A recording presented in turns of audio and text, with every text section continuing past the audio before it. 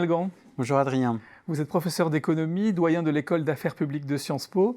Vous intervenez aux Journées de l'économie de Lyon 2019 qui s'intéresse au sujet de l'enseignement de l'économie en licence, en premier cycle universitaire. Pourquoi aborder ce sujet cette année ? Pour pouvoir réconcilier les citoyennes et les citoyens avec l'économie. On se plaint de la très forte défiance vis-à-vis de l'économie, mais cette défiance s'explique aussi du fait que l'économie est mal enseignée.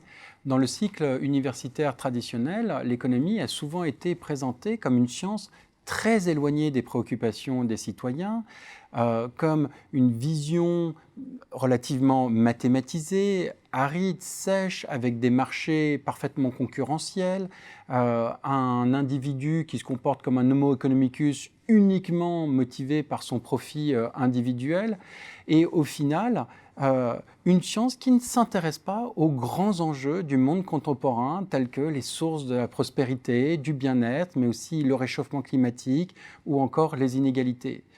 Et le point de départ de notre réflexion a certainement été la crise de 2007-2008. Il n'y avait rien de pire en termes de sentiment de solitude que d'être une étudiante ou un étudiant en économie où vous étiez pressé par vos petits copains, votre famille, pour pouvoir expliquer ces crises et vous étiez bien incapable d'y répondre parce que de toute façon, vous n'abordiez jamais ces questions dans le cadre de vos cours. Alors pourtant, effectivement, depuis 10 ans, on a l'impression qu'éclosent de nouvelles pensées, de nouvelles recherches. On pense notamment, par exemple, à ce que fait Thomas Piketty sur les inégalités mondiales, qui a un retentissement très important dans les débats. Pourquoi ce n'est pas encore descendu jusqu'au premier cycle d'économie, d'enseignement ? C'est là tout le paradoxe.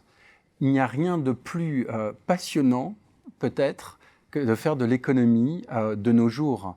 L'économie a fait énormément de progrès grâce notamment à l'économie expérimentale, à l'utilisation de données telles que les données de long terme sur les inégalités avec Thomas Piketty, des expérimentations pour évaluer les politiques de lutte contre la pauvreté avec notre nouveau prix Nobel d'économie Esther Duflo.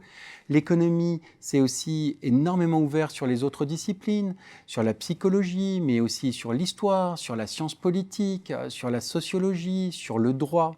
Et pourtant, l'ensemble de ces avancées en termes de recherche ne sont pas enseignées dans le premier cycle universitaire. Il fallait donc trouver vraiment une nouvelle façon de réintégrer l'ensemble de ces progrès de la recherche dans un enseignement pédagogique pour l'ensemble de nos étudiantes et étudiants. Alors vous, c'est ce que vous avez fait notamment à Sciences Po. Qu'est-ce qu'il faut faire donc, pour changer la façon d'enseigner ?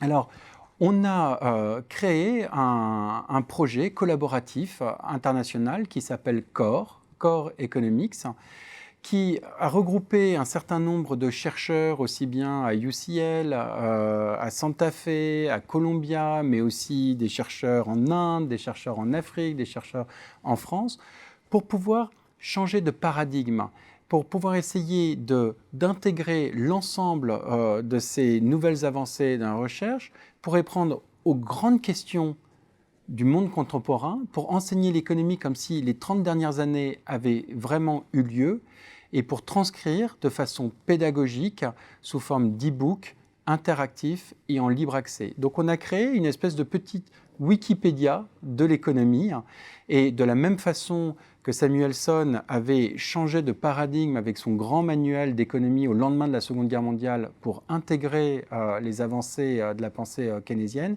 il était urgent de pouvoir aussi changer de paradigme dans la façon dont on enseigne l'économie.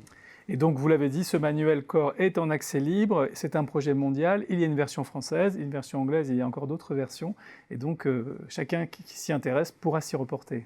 Tout à fait, il vous suffit de taper CORE ou CORE Economics et vous avez accès à des e-books en accès libre qui sont interactifs, qui abordent toutes les grandes questions de l'économie et qui mélangent aussi bien des petites histoires avec des trames narratives, puis après des introductions de notions de façon très pédagogique, avec des études de cas, des situations réelles, avec des vidéos. Vous avez des vidéos de Thomas Piketty, d'Esther Duflo, et quel que soit le sujet, vous avez aussi des mises en situation pour les étudiantes et les étudiants pour enfin se réconcilier avec l'économie. Merci beaucoup d'être venu nous en parler, Yann Algan. Merci.